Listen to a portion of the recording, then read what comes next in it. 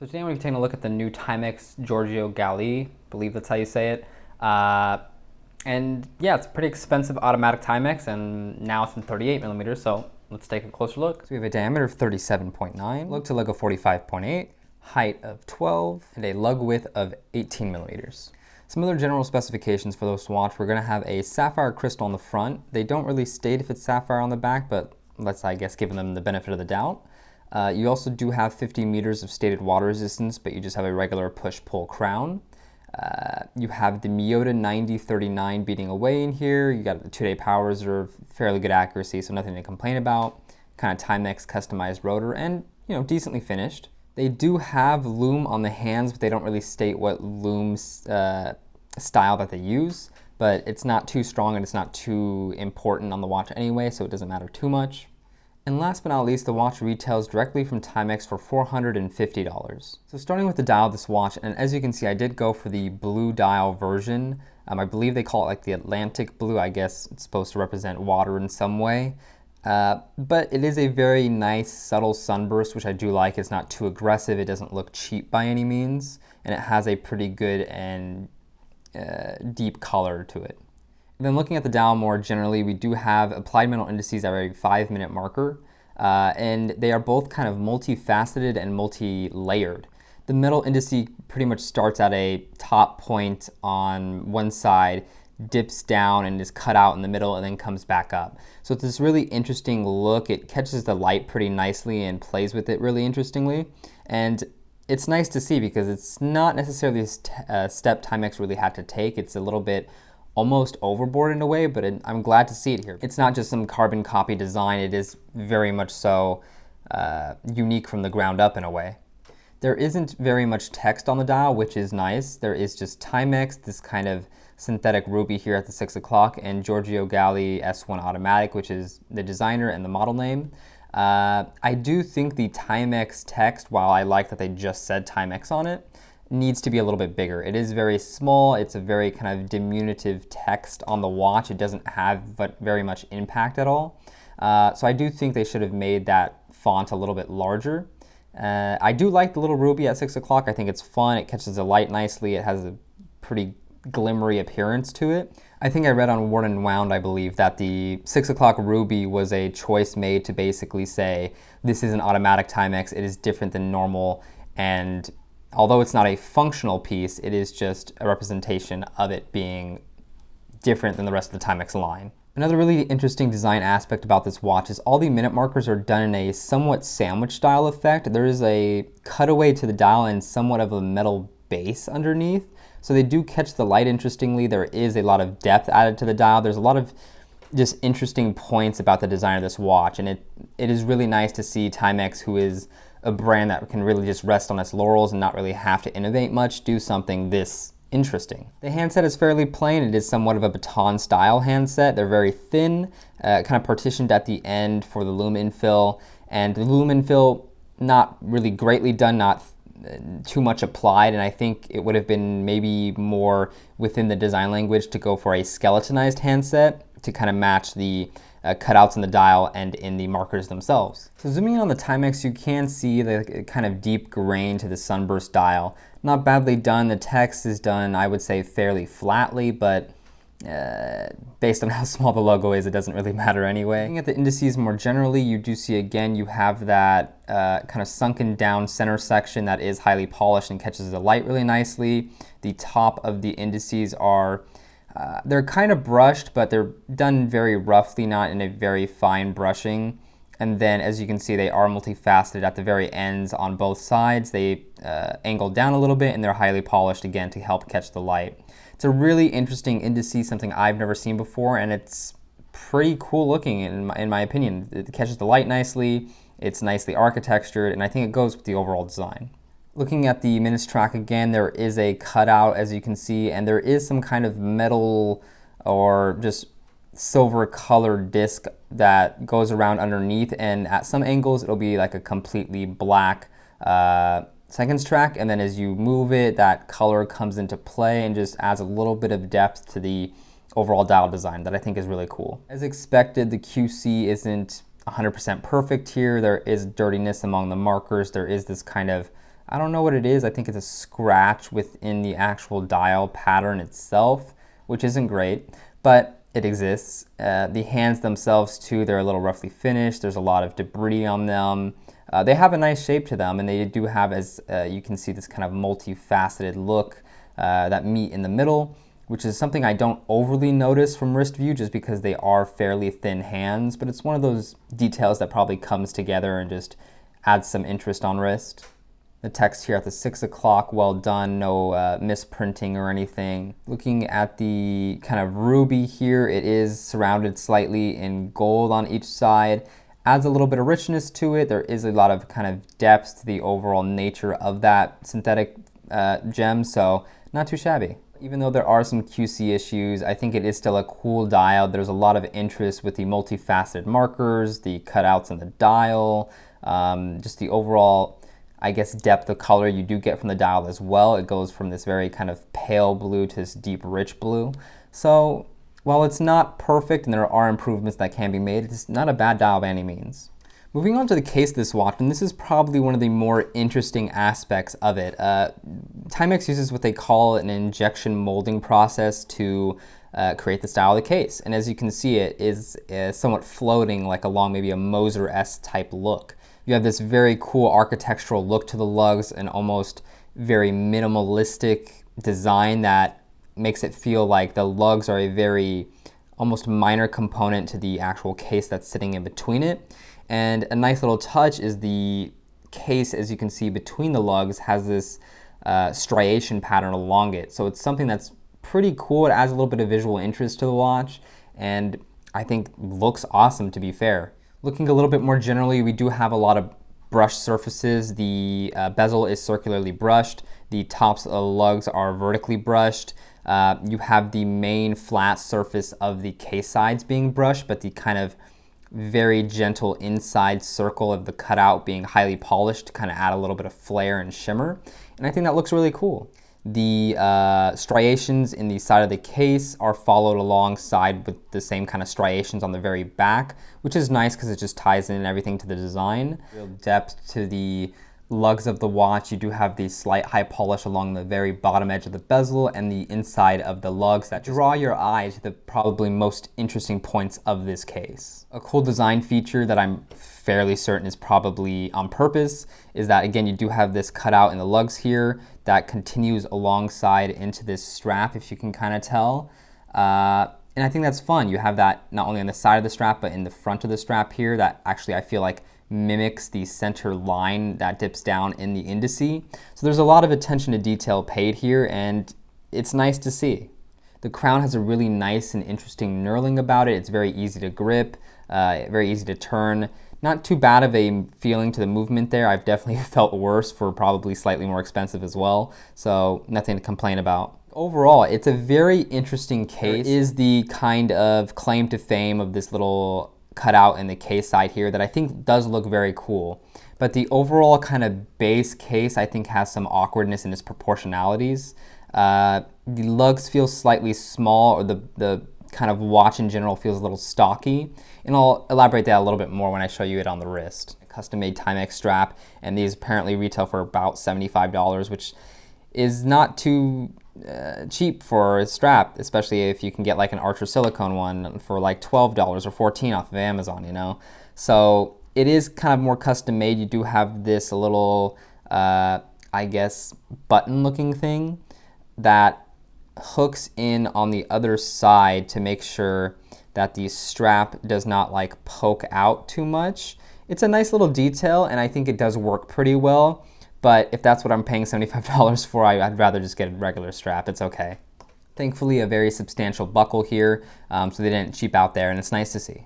And some credit where credit's due, this is a pretty nice looking movement, and at the very least, a pretty cool looking rotor. You do have it customized, and it has this Timex on it, in this dark gray color, and it's brushed. And it does catch the light in an interesting way. It becomes darker and lighter at certain angles, and it has a lot of depth to it. So it looks cool. You do have the kind of striping on the kind of base movement itself, which doesn't look too bad either. So although it's nothing hot horology by any means, it still looks nice, and I think is pretty fair for the price. Moving on to how this watch wears, and right before I do that, earlier I was wearing this Oris pointer date. This is their new 38mm pointer, and one thing I wanted to kind of point out is, again, these are both 38mm watches, and maybe if I take this off the wrist it'll help. But these are both 38mm watches, and at least for me, in my kind of vision, the Oris looks more in proportion with itself. It looks a little bit more harmonious in its design, and I think that's because the strap width is a little bit wider. So you have a 38mm case with a 18mm strap width, and here you have a 38mm case with a 19mm strap width. And I think for some reason it balances it a little bit better. I'm not necessarily the biggest proponent of 19mm straps, but hey, at least in this case here, it looks nice. So if Timex would have went to 19 or maybe 20mm, I think the case would have looked slightly more balanced. So here we have the Timex on my 6.5-inch wrist, and I think it wears really well. I do like that they went and decided to do a 38mm smaller version of the original, I believe, 41mm Giorgio Galli. And I think it wears well. It is not too thick, so it wears pretty nicely on wrist. I think the skeletonization of the lugs makes it appear maybe even a little bit thinner, which is cool. Overall, again, I do probably wish the lug width was slightly thicker. There is something that isn't just sitting quite right with me here. And overall, it is nice that you have that little system here that allows the end of the strap to be really tucked in closely to the kind of main strap body. Flipping it, you do have this pretty substantial buckle where the strap goes attached, and then you slide it under.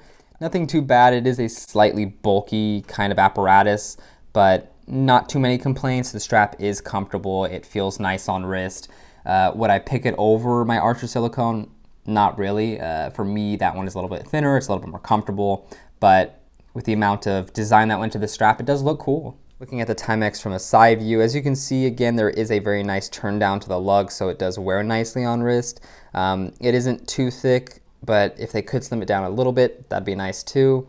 But it does wear well. It feels nice, it feels comfortable. There aren't any big sharp edges. The crown isn't too large, so it doesn't dig into my wrist at all. It is a pretty nice watch to wear. Moving on to some other straps, here we have, I believe they call it like the Heritage Suede Sand or something by Cheapest NATO Straps. So I think the colors work really well. Funnily enough, the strap pokes out a little bit more on this watch than it does on the original strap that comes with it, but it's okay. I think it still looks good. Next, we have this nice strap by King Leathercraft. I think the brown works perfectly with the blue tone. Instead of spending $75 on another okay rubber strap or synthetic rubber strap from Timex, go and buy one of these. And there we have it. Really nice, really comfortable strap, super high quality, fits the watch nicely.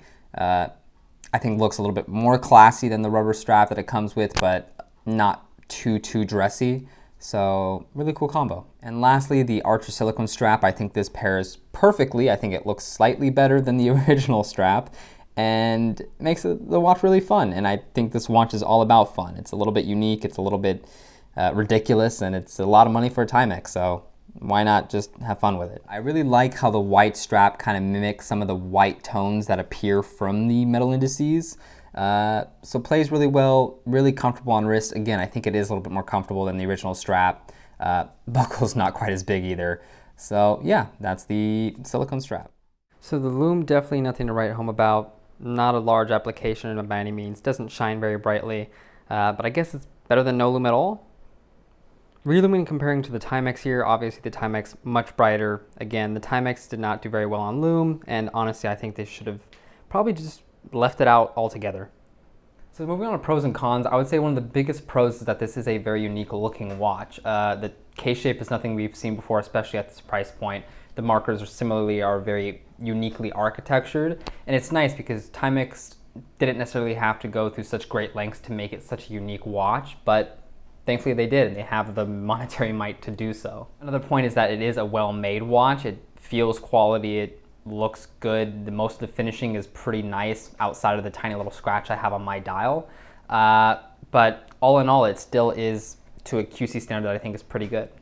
I also relatively like the dimensions. I'll talk about that more in a bit, but it's nice to see it's a sub 40mm watch. It is nice to see Timex making smaller watches, especially in an automatic size and not going for like 42, which they have a lot in the past. So I do like the size of this, and hopefully there are more in this range to come. And last but not least, I do think they went for a good movement. They didn't cheap out and use some kind of Seagull and charged you $450 for it. They actually went all the way and used a Miyota 9 series, which plenty of other respectable micro brands do. I mean, Laurier uses it. I believe Notice uses it now. Yeah, so I mean, other good micro brands use this movement. No one really complains about it, and they always say, "Wow, it's just such a great price to get that movement around $500." And this is where that watch falls in. So, good on Timex for that. Now, moving on to cons, I do feel like the proportions almost everywhere are just wrong, or at least not to my taste. The dial in specific, again, I feel like the markers are too small in a way. The text is way too small. The hands are too small. So honestly, this watch could benefit a lot from a lot of the elements being beefed up and take more prominence on the dial because they are well designed. It's just you can't really appreciate it so much unless you kind of zoom in, and that's not always something you can do or want to do. The weirdness of the proportionality continues with the case in general. Just I feel the circular case portion feels a little bit too big for the lug width. A 20 millimeter lug width would have been fine. 19 might have even been better than the 18 that they went with. But at the end of the day, it's something they maybe just have to iterate on. Another con is, I mean, there were some QC issues. In mine, the biggest one was the scratch on the dial itself.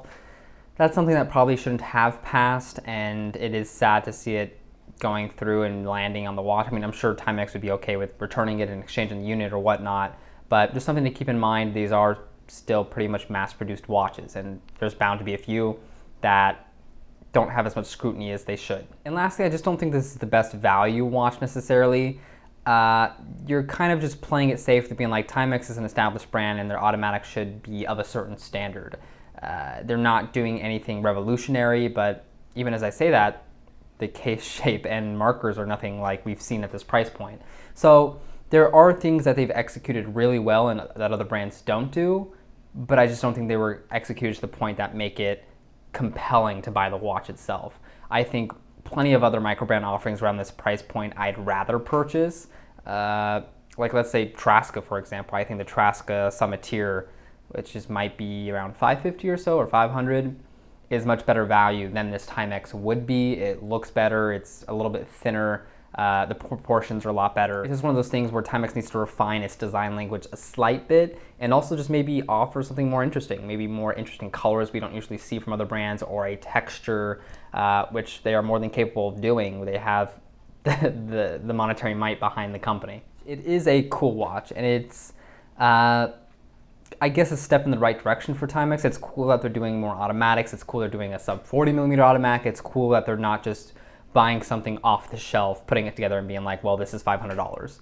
They're very much engineering something that they like and that they find is a unique design language for them. And I appreciate that. Again, arguably, if the proportions were better, if the watch was maybe a little bit slimmer, if the markers were beefed up, this would be a pretty compelling watch. It looks cool, and if you look at it just from the side, it's fun, it's unique. So there's a lot going for this watch and maybe this range or whatever this range evolves into over the future. But as of right now, I don't think I'd necessarily recommend the watch wholeheartedly. It's cool, it's fun, but there's just a lot else out there. I mean, there's quartz Timexes I'd probably buy before this one. So at the end of the day, it's not a bad watch to be spending close to $500 on, but it's also not the best watch either. Will you enjoy it? Probably. Is it going to knock your socks off? Probably not. So those are just my thoughts. Hope you enjoyed the video. Hope you got something out of it, and I'll see you in another one.